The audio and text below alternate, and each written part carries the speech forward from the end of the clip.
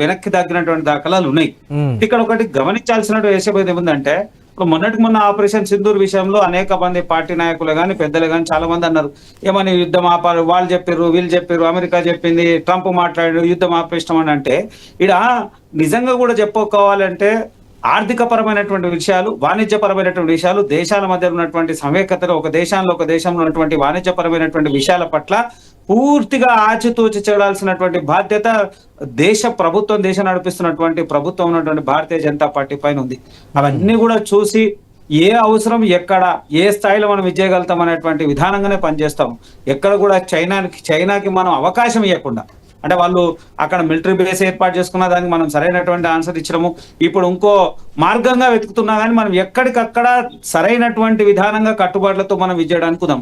ఉదాహరణకు వేసుకుందాం, ఏదైతే బద్రీనాథ్ అనేటువంటి ప్రాంతం ఉంది, ఆ ప్రాంతం నుంచి సుమారు 25-30 కిలోమీటర్లు దూరంలో, 30 కిలోమీటర్ దూరంలోనే చైనా బార్డర్ ఉంటుంది.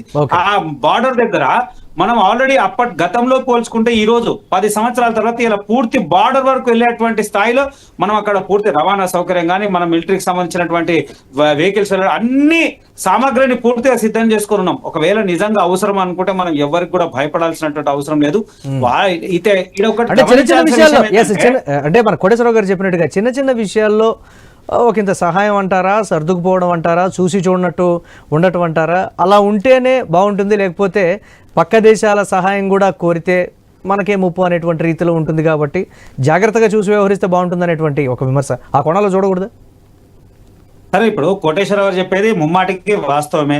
చిన్న ఉల్లిపాయల కాడ వచ్చినటువంటి సమస్య, నేను ఏమంటున్నా, వాణిజ్యపరమైనటువంటి విషయాల్లో భారతదేశం పట్ల భారతీయ జనతా పార్టీ నరేంద్ర మోడీ గారు 1-2 సార్లు ఇప్పటి వరకు ఏ ప్రధాని చేయనటువంటి విషయంలో చాలా ముందొచ్చి, అంటే కోవిడ్ విషయంలో గాని ఇంకేదైనా విషయంలో గాని, మన శత్రు దేశం మొన్న పాకిస్తాన్ విషయంలో వేరే కువైట్ అంటే ఆ పక్కన ఉన్నటువంటి దేశం వాళ్ళకి ఇచ్చేసినాం. ఆ రోజుల్లో ఆ దేశానికి కూడా సహాయం చేసినటువంటి దాఖలాలు ఉన్నాయి. అనేక సందర్భాల్లో ఎవరితో కూడా శత్రుత్వం కాకుండా వాణిజ్యపరమైనటువంటి విషయాల్లో భారతదేశం కలిసి సమైక్యంగా ఉన్నటువంటి దాఖలాలు చాలా ఉన్నాయి. ఇదే పాకిస్తాన్ విషయంలో కూడా అనేక సందర్భాల్లో వారితో సమైక్యంగా ఉన్నటువంటి దాఖలాలు. కాబట్టి ఎప్పుడైతే వాళ్ళు తిరుగుబాటు చేసినప్పుడు మనం సరైనటువంటి తిరుగుబాటు చేసేటువంటి ప్రయత్నమే చేస్తాం తప్ప ఇంకెక్కడ కూడా లేదు. ఇప్పుడు వాణిజ్యపరమైనటువంటి విషయాల్లో కదా కొన్ని విషయాల్లో మనం ఆచితూచి చేయడం. ఆపరేషన్ సింధూర్ విషయంలో ఎవరైతే నాయకులు, కాంగ్రెస్ నాయకులు చాలా మంది యుద్ధం ఎందుకు ఆపారు అంటే ఇలాంటి విషయాలే కదా అండి. అయితే కొన్ని వాణిజ్యపరమైనటువంటి విషయాలు ఉన్నప్పుడు అన్నిటి ఆచితూచి చూడాల్సినటువంటి బాధ్యత భారతదేశంలో ప్రధాని నరేంద్ర మోడీ గారి మీద, భారతీయ జనతా పార్టీ మీద ఉంది. కాబట్టి చూస్తా ఉన్నాం. నిజంగా కూడా చిన్న విషయాలు, ఇలా మన శత్రు దేశమైనటువంటి విషయంలో పాకిస్తాన్ కి అనేక సందర్భాల్లో చైనా సపోర్ట్ చేస్తుంది, ఇలా బంగ్లాదేశ్ కి సపోర్ట్ చేస్తుంది. రేపు మనకు అనుకున్నటువంటి చైనా మన మీద ఎప్పటి నుంచో కాసుకొని ఉన్నది. వాళ్ళు మన పైన చేయాలన్నటువంటి కుయుకులు పని ఉన్నారు. మనకు సరైనటువంటి అవకాశం వచ్చినప్పుడు మనం దానికి కాకపోతే ఏంటి అంటే అది ప్రపంచం దృష్టిలో ఒక రకమైనటువంటి భిన్న కోణంలోకి వెళ్ళిపోతుంది. గతంలో చైనా తన చుట్టూ ఉన్నటువంటి దేశాల మీద కావచ్చు, ఎక్కడ ఉన్నటువంటి ఐలాండ్లని ఆక్రమిస్తుంది అనేటువంటి రకరకాల విమర్శలు చైనా మీద వచ్చినప్పుడు సో ఎందుకు వ్యతిరేకత వస్తుందంటే రకరకాల విశ్లేషణలు చెప్పారు. కానీ అందరితో కూడా సహృద్భావ వాతావరణంలో ఉండేటువంటి భారతదేశం చుట్టూ ఉన్నటువంటి దేశాలతో భారత్కు ఎందుకు పసగడం లేదు అని అంటే ఇదొక రకమైనటువంటి భిన్నమైన కారణాలు. కానీ ఎటు చూసినా కానీ ఒక రాజకీయపరమైనటువంటి కోణం అయితే బయటపడుతుంది. చూద్దాం దీనికి సంబంధించి. రైట్ బాజీ గారు, సో కంక్లూజన్ ఒక 1 minute ఏం చెప్తారు దీనికి సంబంధించి? ఫైనల్గా ఎలా ఉంటే బాగుంటుంది, భారత ప్రభుత్వం ఎలాంటి చర్యలు తీసుకుంటే బాగుంటుంది, చిన్న వాటి దగ్గర సర్దుకుపోవాలంటారా, లేకపోతే పంతాలకు పట్టింపులకు పోయి ఈ విధమైనటువంటి పరిస్థితులను కొని తెచ్చుకుందనేటువంటి ఒక భావన దేశ ప్రజల్లో కలిగిస్తున్నాము అనేటువంటి ఒక ఫీలింగ్ అంటారా? ఏం చెప్పాలి దీనికి? పాకిస్తాన్ తో భారత్ కున్న వైషమ్యాలు కానివ్వండి, శత్రుత్వం కానివ్వండి, ఈనాటిది కాదు. అది దాయాదేశంగా ఏంటంటే కశ్మీర్ అంశం ఎన్నో సంవత్సరాల నుంచి నలుగుతూ అది అక్కడ ఏదైతే ఈ టెర్రరిస్టులు ఉన్నారో వాళ్ళని పెంచి పోషిస్తున్న నేపథ్యంలోనే భారత్ కి పాకిస్తాన్ కి మధ్య సంబంధాలు శత్రుత్వంగా మారే పరిస్థితులకు వెళ్ళినాయి. కానీ చైనా ప్లస్ మన బంగ్లాదేశ్ గాని, మయన్మార్ గాని, ఈ పొరుగున్న దేశాలతో భారత్ ఎప్పుడు కూడా సత్సంబంధాలు, వ్యాపార వాణిజ్య రిలేషన్స్ మెయింటైన్ చేస్తూనే ఉంది. అడపదడప చైనాతో సరిహద్దు తగాదాలు ఉన్నప్పటికీ కూడా చైనాతో కూడా భారత్ మంచి వాణిజ్య సంబంధాలు, బిజినెస్ చేస్తుంది. ఈ నేపథ్యంలో నేనేమంటానంటే ఏదైతే ఈ బంగ్లాదేశ్ మన పొరుగు దేశం, మన మిత్ర దేశం ఒకప్పుడు, ఇవాళ కొన్ని అనివార్య కారణాల వల్ల మరి అక్కడ ప్రభుత్వం కూలిపోవటం, ఆ నేపథ్యం రాజకీయ పరిస్థితులు, ఆర్థిక పరిస్థితులు కూడా కారణంగా అవటం వల్ల మనతోటి కొంత విభేదాలు వస్తున్నాయి. దీన్ని ఖచ్చితంగా భారత్ సత్సంబంధమైన చర్చల ద్వారా సరిదిద్దుకోవాల్సిన అవసరం ఉంది.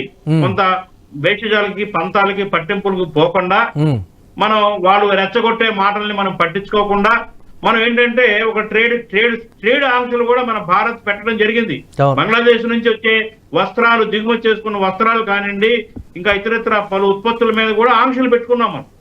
ఇలా కాకుండా నేను మన పొరుగున్న వాళ్ళతోటి మన సామెత చెప్తారు, మన జనరల్ గా కూడా ఇళ్ల దగ్గర కూడా పక్కనిళ్ళతోటి, ఎదురిళ్ళతోటి సత్సంబంధాలు స్నేహభావంగా ఉండాలి. మనం ఉంటేనే మనం చక్కగా ఉండగలుగుతాం.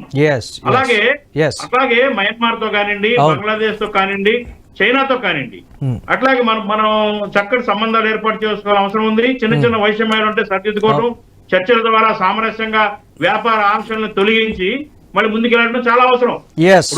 వాళ్ళు వాటర్ బ్రహ్మపుత్ర వాటర్, కానీ ఆ బెదిరింపులు చైనా పాకిస్తాన్ని దృష్టిలో పెట్టుకుని భారత్ను బ్రహ్మపుత్ర నది విషయంలో అలా బెదిరించడం అనేది కరెక్ట్ కాదనేటువంటి భావన అయితే వ్యక్తమవుతోంది. మాట్లాడదాం ఒకసారి కోటేశ్వరరావు గారితో కూడా. కోటేశ్వరరావు గారు ప్లీజ్ సమయం బాగుంది. మాట్లాడదాం కోటేశ్వరరావు గారు. బాజీ గారు మాట్లాడదాం ఒకసారి.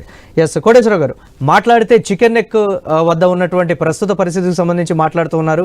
అది చాలా సెన్సిటివ్ ప్లేస్. మిగతా రాష్ట్రాలతో ఉన్నటువంటి ఒక సన్నటి ఒక చిన్న లేయర్ మాదిరిగా ఉంటుంది. ఆ ప్రాంతాన్ని మనం ఏదైనా చేస్తే మిగతా చాలా వరకు కూడా రాష్ట్రాలు మన కంట్రోల్లోకి వస్తాయనేటువంటి రకరకాల మాటలు కావచ్చు, బెదిరింపులు కావచ్చు. బ్రహ్మపుత్ర నది విషయంలో కూడా చైనా బెదిరించినటువంటి విధానం. ఒకవేళ బంగ్లాదేశ్ ఓపెన్ అంటే గేట్లన్నీ కూడా ఓపెన్ చేస్తే చైనా విపరీతమైనటువంటి పెట్టుబడులతో బంగ్లాదేశ్లోకి వస్తే భారత్కు వచ్చేటువంటి నష్టం ఏంటి? ఒక 1 minute లో ప్లీజ్ కంక్లూజన్.